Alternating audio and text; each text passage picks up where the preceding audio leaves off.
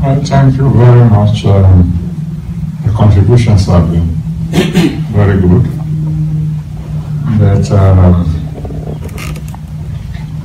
like I was sharing with some of my children a couple of days ago, when you are trying to dig deep into any passage, you examine it word by word. If possible, if you have the time. If you don't have the time, at least you examine it phrase by phrase. For example, if we are to handle this passage accurately, it will probably take a whole day. The first word there is for. Whenever you see for, you want to ask yourself the question, what is it there for? Therefore, there is a link to everything that has been said in chapters 1, 2, and 3. Chapter 4 is concluding, and it's now saying, because of everything I have said, the reason I've said everything I've said earlier on is because of what I'm about to tell you now. So for there, will probably send you right back to Malachi chapter 1, verse 1, all the way. And that will take quite some time. Then the word behold. Behold means pay serious attention. It means something I'm about to tell you is of very, very serious nature. For example, Revelation 3:11. Revelation 3:11. Behold, I come quickly. Hold fast that which you have, so that no man will take your crown. Each time you see the word behold in the Bible, you should sit upright. Because whatever is going to follow is something that can affect your eternity. And then, like someone said, the day comes, not a day. The day means this one is sure prophecy. There's no beating around the bush here. Psalm 33 verse 8 to 9, Psalm 33 verse 8 to 9 tells us the reason we should fear God is because when He speaks, it is done. And there is a difference between just an ordinary prophecy when God says, oh, one day I will do this, and when God is decreeing. When you have the word "the," there, it means this one is a settled matter. There's a difference between telling Abraham, oh, one of these days your children will be as the stars of heaven, and saying, oh, Abraham, 9 months from now, you will have a son. What a difference between the two. So the "the" there is saying, this is sure prophecy. This is more or less like a decree. And then he says certain things that will happen that day, where the day shall burn as an oven. We don't want to spend time on that because some brethren have been speaking of what could happen when the day comes. But he says here, the proud shall burn. That should frighten anyone who has any tendency whatsoever to pride.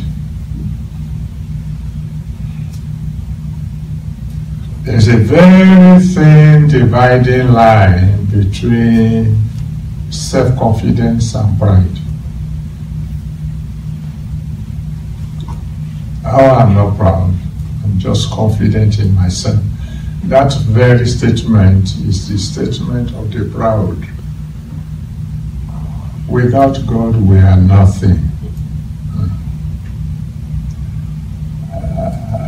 the elders will say it is God in you that can cause you to make a sound.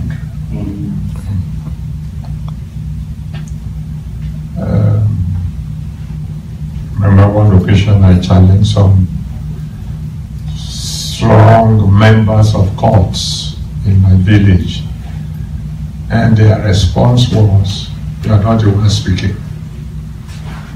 It's the one inside you, otherwise who are you?" And I know what they meant by that. My people are pretty strong when it comes to the occult. If they say they will use you for breakfast, it means you won't see the following morning.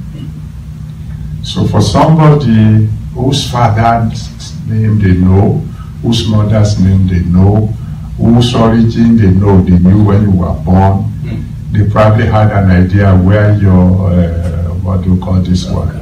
The afterbirth.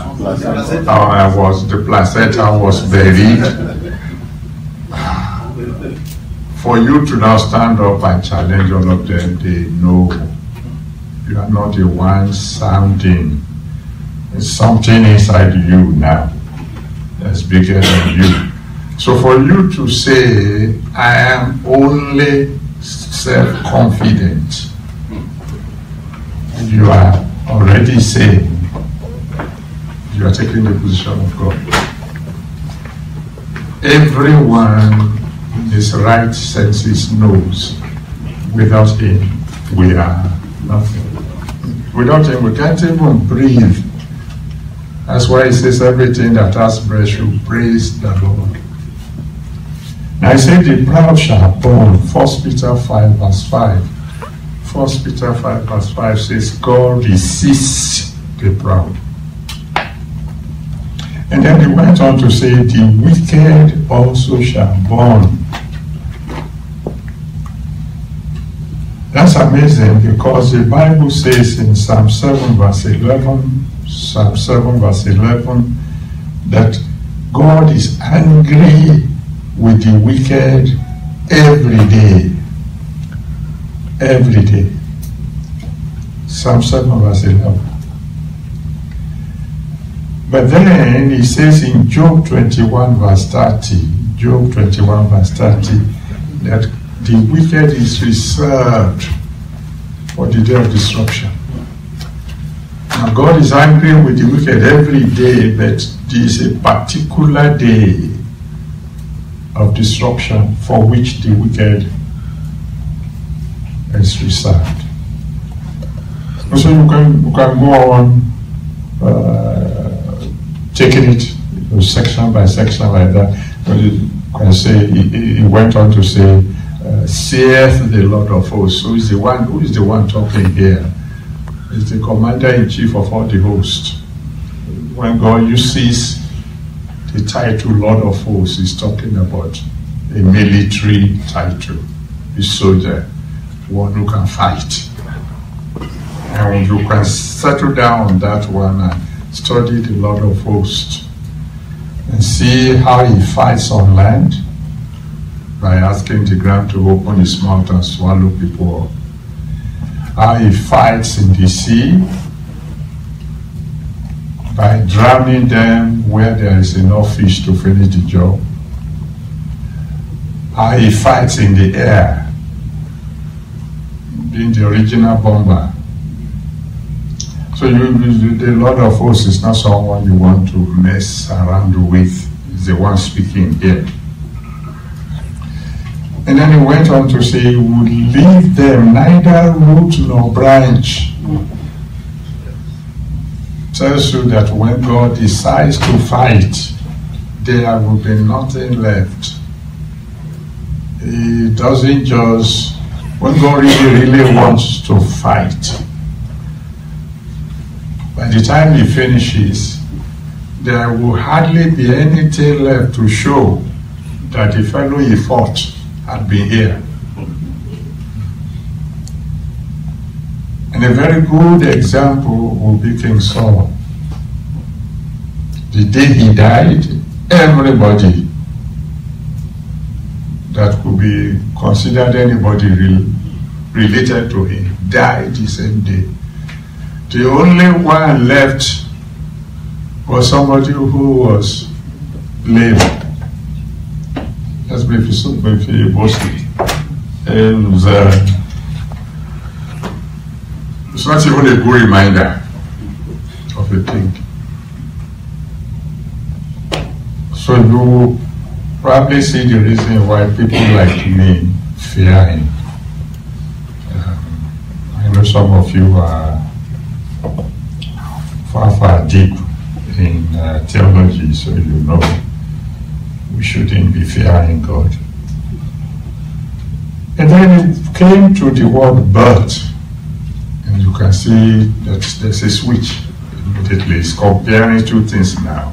The first set of those are those who were born. The second set now is joined by the word birth. Unto you that fear my name. And then he began to say what will happen to those who fear his name. Number one, they will be visited by the Son of Righteousness. Unto you that fear my name, with the Son of Righteousness, arise.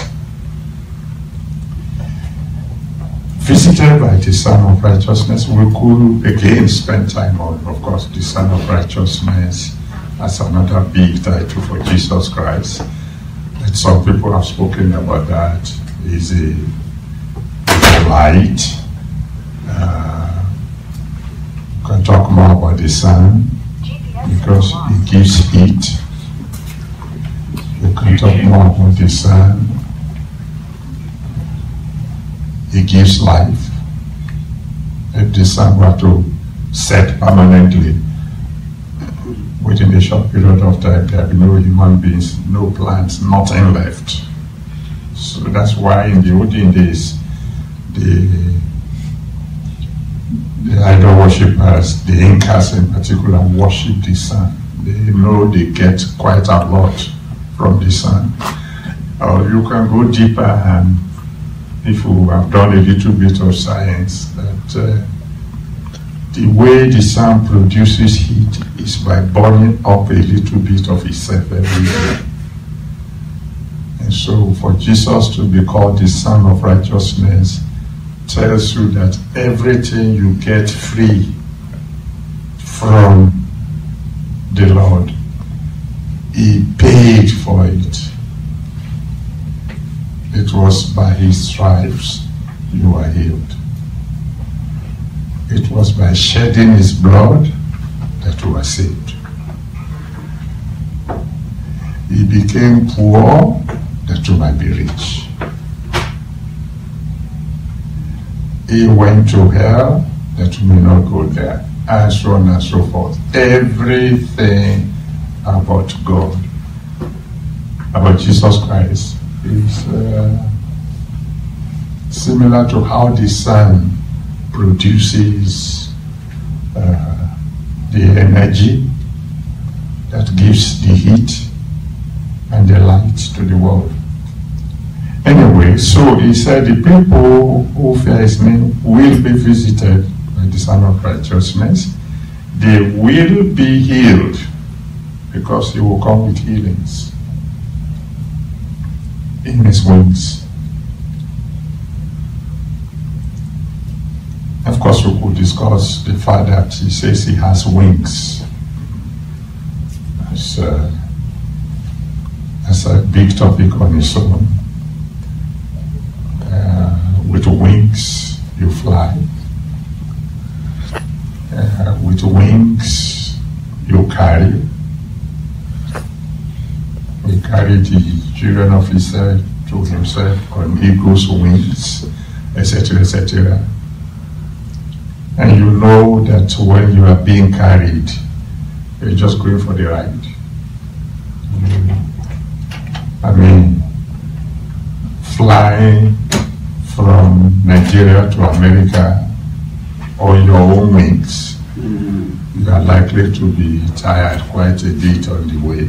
But if you are in an aeroplane, you eat and drink and sleep and do whatever you like, you can still arrive fresh because you are being carried. So he has wings with which to carry you. But we don't want to spend too much time on that. But he will bring you healing. Amen. And then you go forth. That means you make progress.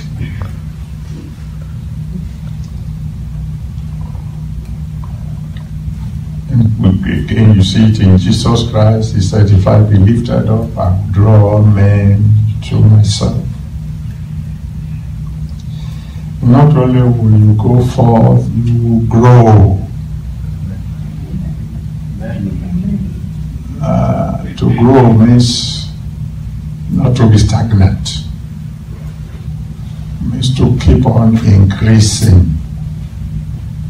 Increasing in health, increasing in wealth, amen. Increasing in knowledge, amen. Increasing in anointing. Amen. And then he says, you will tread down the wicked.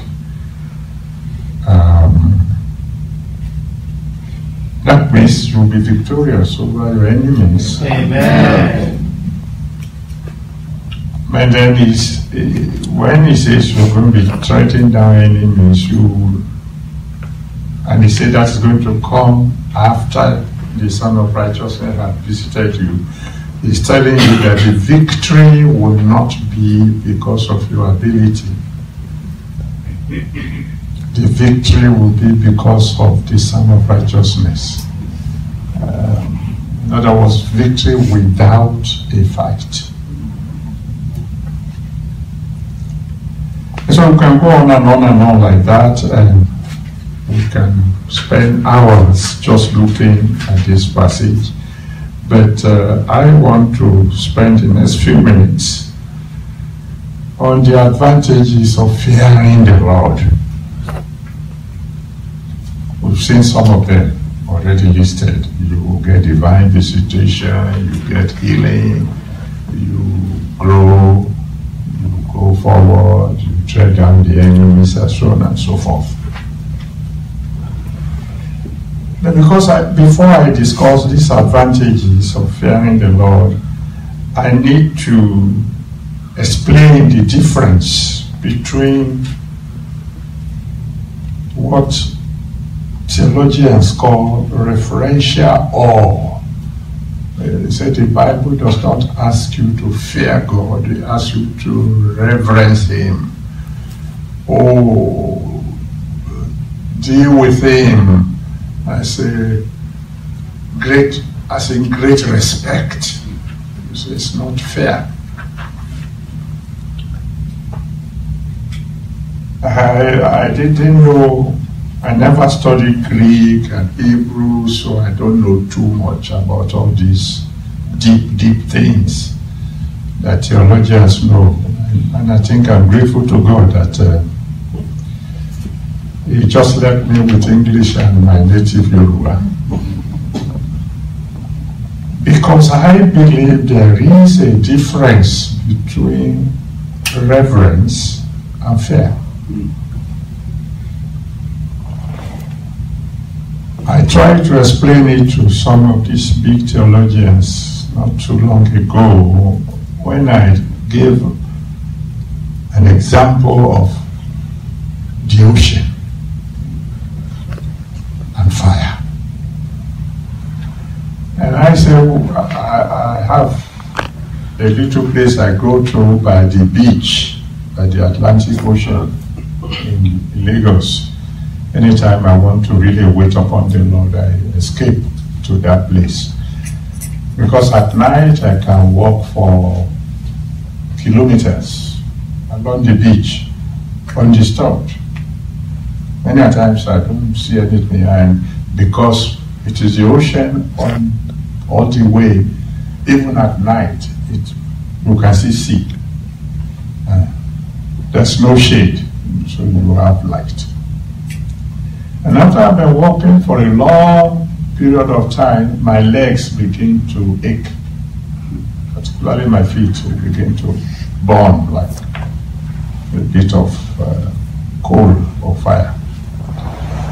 And so as much respect as I have for the ocean, because I can't swim, when my legs need some cooling, I get close enough for the waves to splash on my feet to cool it down.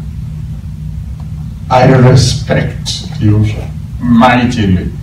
I have been in a storm before. I know what the ocean is capable of doing when it's angry. But no matter how cold I am, I don't put my feet in fire. So I respect the ocean. And believe me honestly, I fear fire. I have seen people burnt before. The result is not very pleasant. And in case you don't know what I'm talking about, try the difference between touching hot water, which will be painful, and touching fire itself. You'll see the difference.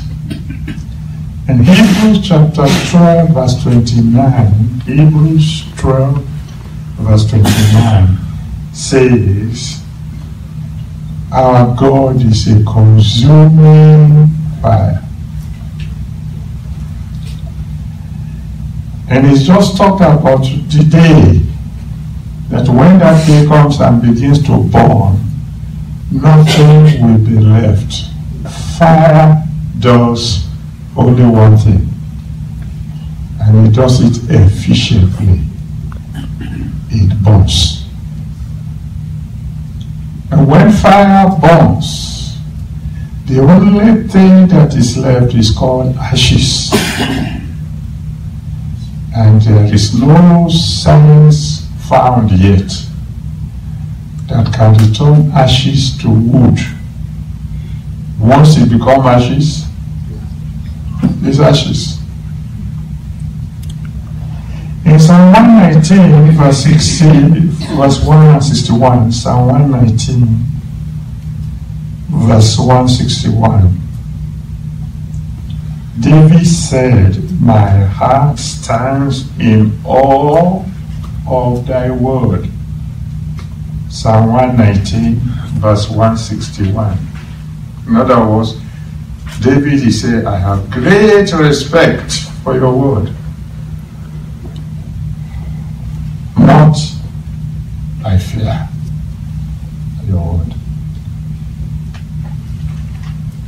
So you must know that when we are talking about God, we are not just talking about reverential awe. We are talking about fear. Pure, naked fear. Psalm 111 verse 10. Psalm 111 verse 10 says, the fear of the Lord is the beginning of wisdom. Until you learn to fear God, doesn't matter how many degrees you have, you're a fool. Because it is the fear of the Lord that is the beginning of wisdom. What does the fear of God do to anybody? Proverbs 16 verse 6. Proverbs 16 verse 6 says, it is by the fear of the Lord that men depart from evil. Stop fearing God, you are capable of doing any evil. Any.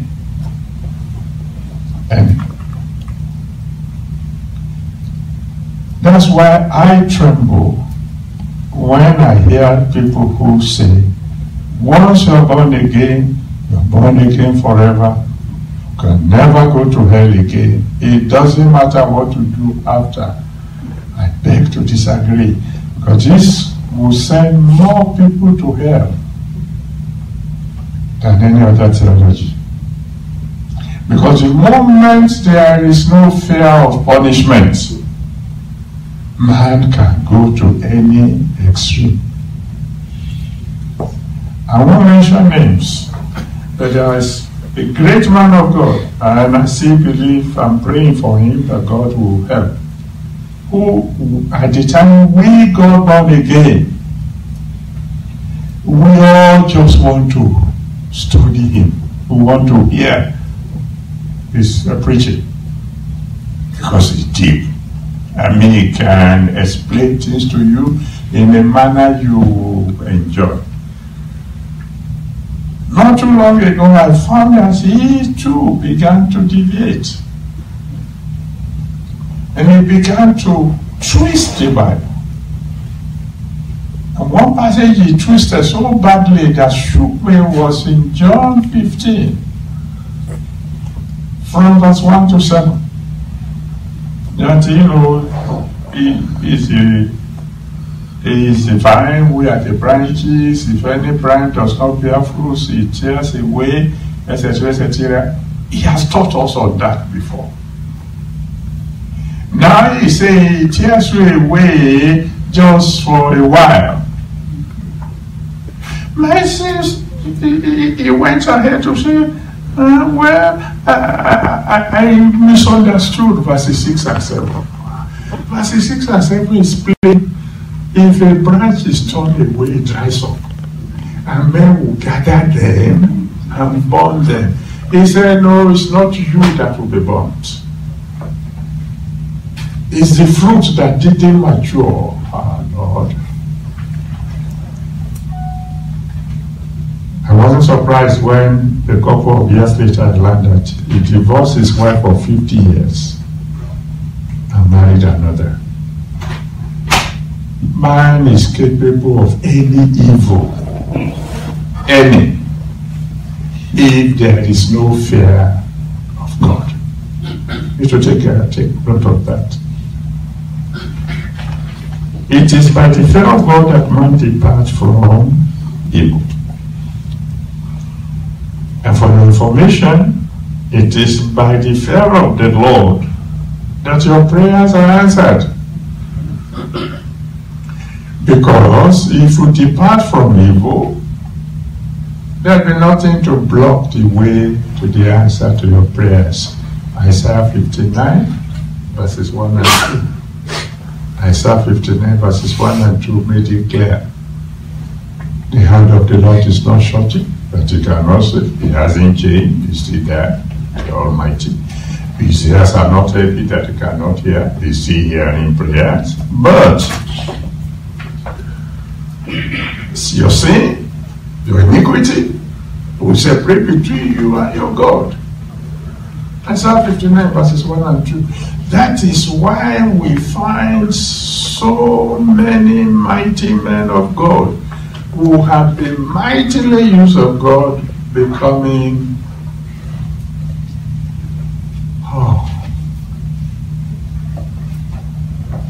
cloud without rain. They are still making the noise. But everybody can see the anointing is gone. Ecclesiastes chapter 9 verse 16, Ecclesiastes 9 verse 16 said that wisdom is better than strength. If you just fear God, you get things done far, far more easily. Fear of the Lord is the beginning of wisdom. It is the fear of God that gives you domination over your enemies. He said you will be treading upon your enemies. If you fear God, you will dominate. Because in Proverbs 11 verse 29, it tells us the difference between the fool and the wise. He said the fool shall be the servant of the wise. I was trying to explain that to some Christians in my native land. They tremble. They tremble because I showed them that Christians have been fools for too long. That's why some people are dominating now. But what is called domination? I plant my crops. You wait, it is harvest time. You bring your cows. They eat up my crops. I protest. You kill me. That's domination. And nothing happens to you for killing me. That's domination. That is domination. Pure and simple. You don't believe me? Or you need to go to the Bible. Read Judges chapter 6. When the children of Israel were being dominated, the enemies will wait, let them plant, let them have it, and they'll come with their animals and sweep away everything. We've been fools for too long because we feel that our kingdom is not of this world, so let's suffer while we're here. But the Bible tells me the earth is the Lord's and the fullness thereof. But the fool will be the servant of the wise. The fool is the one who says there's no God. If there's no God, why should you fear him?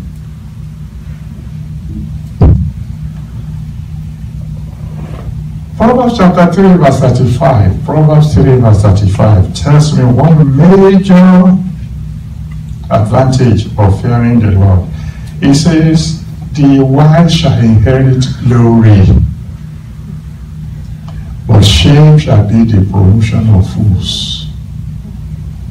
You don't fear God, I can guarantee you, you will end up in shame. It is a settled matter. You fear him, you will end up gloriously. There is no doubt about it. So let me just give you maybe, my time is all better since we don't come to Houston every day. I give you maybe 3 or 4 more points, or maybe a little more.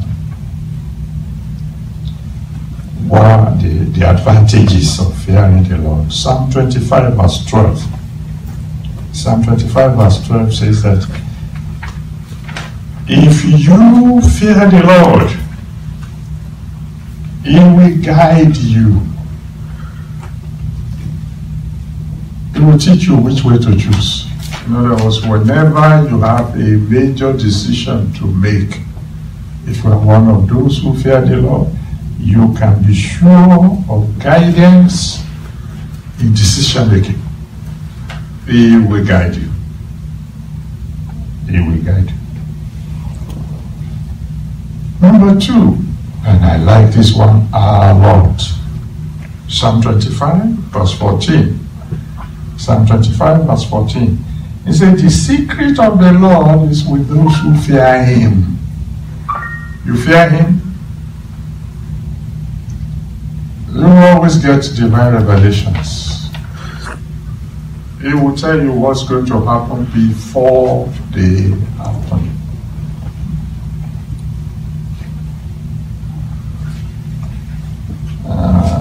My daughter visited me not too long ago and was telling me how cold things have been in America, etc. I told you at the beginning of the year, Daddy told me the cold will get colder and the hot will get hotter. He told me that there will be more flood this year and less fire.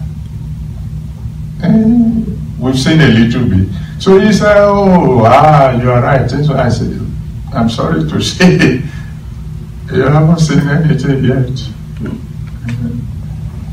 And after he came back, he said, what you said is not true. I said, what do you mean? He said, in our city, when the rain is falling, before it reaches the ground, it has frozen. I smiled. That's just one example of divine revelation. There are others. That's just whether minor. You can take a look at someone and God will tell you this fellow is your enemy. I like that kind of revelation. Because if God shows you your enemy, he can't kill you. And if you're a businessman, God can tell you, don't get involved in this one because it's going to crash. That's good for a businessman.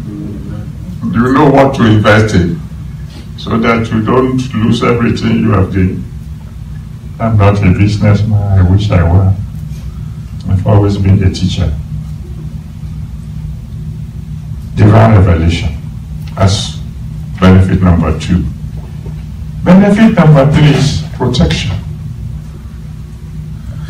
and deliverance from trouble.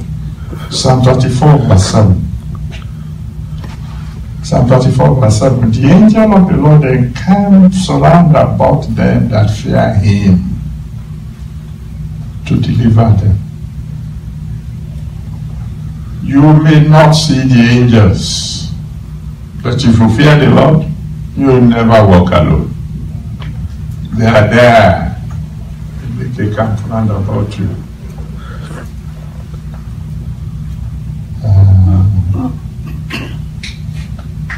I can give you story upon stories, but I don't have the time. The 4th one is Psalm 34 verse 9. Psalm 34 verse 9 says, there is no want to them that fear God. In other words, He will provide for you constantly. Constantly. Somehow, some way, you won't get to a stage where you have to beg. He will see to it. He will see to it. This boy fears me. He will make sure help will come before it is too late. 5th one is in Psalm 103 verse 17. Psalm 103 verse 17. Those who fear the Lord enjoy unending mercy from everlasting to everlasting. Is the mercy of God to those who fear Him. Psalm 103 verse 17. And when you consider Lamentation chapter 3 verse 22 and 23, Lamentation 3, 22 to 23, it says it's of the mercy of the Lord that we are not consumed. Many of us don't even know the meaning of that. If you know all those who wish you dead, if God were to open your eyes to show you those who hate you for nothing, you would tremble.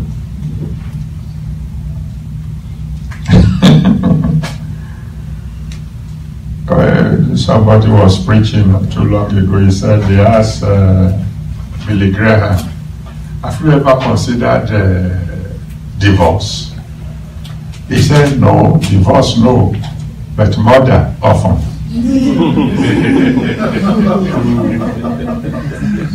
And it sounds like a joke. But for that to come out of the mouth of the man of God, he must have suffered some frustrations that he couldn't talk about. And the poor woman sleeping by his side didn't know that this man had considered murder. Only God knows how many of the people smiling at you, shaking hands with you, shouting hallelujah with you, wish you were dead. But of the mercy of the Lord, you are not consumed. There was a meeting of Pentecostals in Nigeria some time ago. I wasn't there. And according to a report I got, 9 out of the 10 people who spoke in a manner that they wish that the Redeemed Christian Church of God will crumble. 9 out of 10. Only one fellow spoke and said, why don't you leave this man alone and do your own thing? He's doing his own, do your own. And they gave reasons for why they want me off the face of the earth. One of them went to say that if you are not careful, you go to bed, tomorrow morning there'll be a Redeemed church in your parking lot.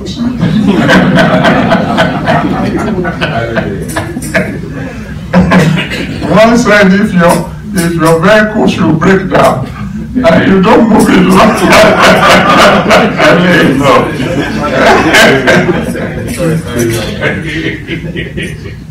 when we meet, when I meet these people, how are you, Daddy? God bless you, Daddy. And they will wish they spoke it out. Wow. How many people do you know that would have loved to consume you, but for the mercy of God? For the mercy of God. And it's new every morning. That's why you are still awake. Number 6. Proverbs chapter 10 verse 27. Proverbs 10:27 says that the fear of the Lord prolongs days.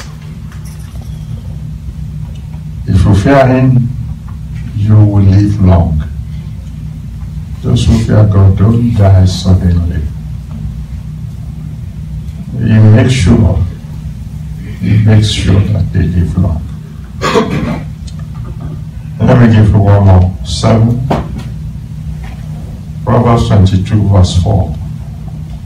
Proverbs 22 verse 4 says, by humility and the fear of the Lord are riches, honor, and life.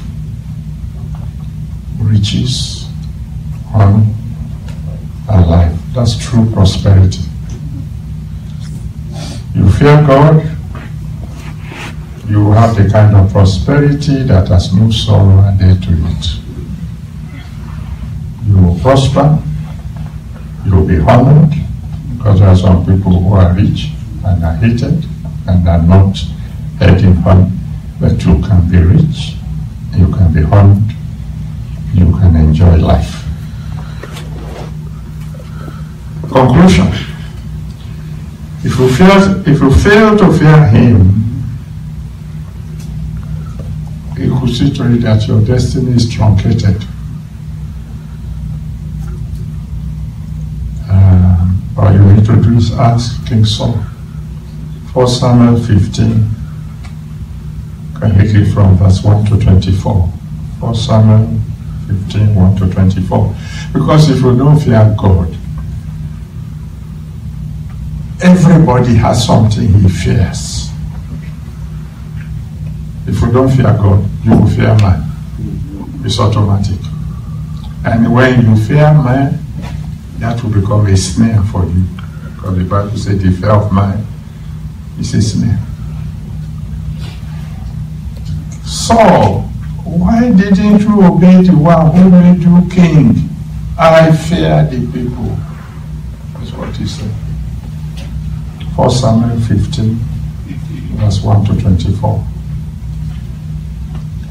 But if you fear Him, which will cause you to depart from evil, you will fulfill your destiny without any doubt. Ask Joseph. Genesis 39, verse 2 to 9. Genesis 39, verse 2 to 9. He said, the reason I won't commit adultery is because I don't want to annoy God. He's the only one who can help me, who can bring me to the end of my journey, who can help me fulfill destiny. I cannot afford to offend Him. So as I was talking with some of these big bishops, the Greek and the Hebrew, he said, Are you trying to tell us then that the reason you're keeping holy is because you fear the Lord, not because you love Him? I said, I love Him. I love Him. But you see, as a general overseer, I can do whatever I like. If I don't fear God, oh, there is the governing council. They have the power to put me in check. But if I know they are going to hold a meeting tomorrow to discipline me, I can dissolve the council today. I just say I hear from God. Who's going to say I didn't hear? You know I've been hearing all this year, so I heard from God that the governing council be dissolved and a new board be inaugurated. They be angry, and then I'm the convener of the meeting, so I won't convene the meeting. And if they say you didn't convene the meeting, I said, because God told me to dissolve the council. I can't dissolve God. He's the one who can dissolve me. Theory is one thing. You can have theory, you can have theology, but you don't argue with experience. The little I know about God, I know if you have any sense at all, fear Him. You remember the story. I wasn't going to tell stories today, but you've heard it before. We just had the Lekki 98 Congress as a fantastic program 20 years ago now. And we came back to the camp and was overwhelmed with joy because we had to use, my car boat was too small to take home decision cards. That was how beautiful the program was. I was walking around in the camp in the middle of the night between 2 and 3 a.m. praising God. When he spoke to me, I said, "Son, bend down." You know the story. And I bent down, and because I didn't know why he would say so in the night. And he said, "Draw a man in the sand." And I drew the figure of a man, 0 for head, line for body, etc. I said, "Stand up." I stood up. He said, "Wipe out what you have drawn." By now I was sweating because I knew this is not an ordinary visitation. And I did what he asked me to do, and he said, "Son, if you ever forget who is in charge, I will wipe you out like you wiped out what you have just drawn. And nobody will even remember you ever came into this world." That is not in Greek. It's not in Hebrew. He told me. He didn't send a prophet. So when people say, we can't understand how you can still remain humble after all God has done for you, I don't want to be wiped out. Do you? No. But I go to him now and say, "Lord, please teach me to fear you." Go to God and talk to him. Teach me to fear you so I can be wise.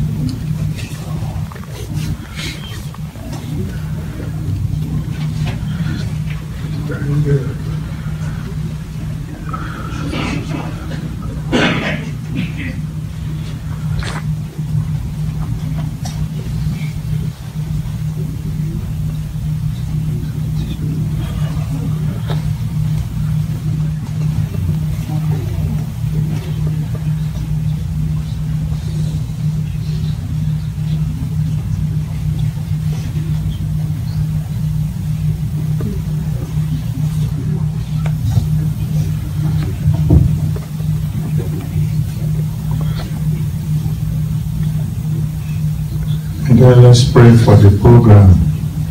The program today, the Holy Ghost rally tomorrow, and all the programs in Boston. And the one who has given us grace to see these days, who also graced the occasions, and let the Son of Righteousness arise with healings in his wings for all of us who fear him, for all these children who will come.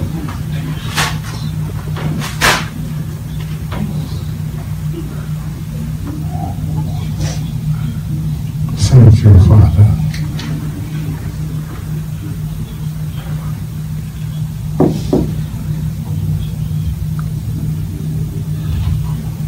In Jesus' mighty name we have prayed. Amen. Alpha and Omega, we are saying good morning to you again. Thank you for the mercy that has kept us from being consumed. Thank you for the mercy that has been renewed again today as we've done day after day.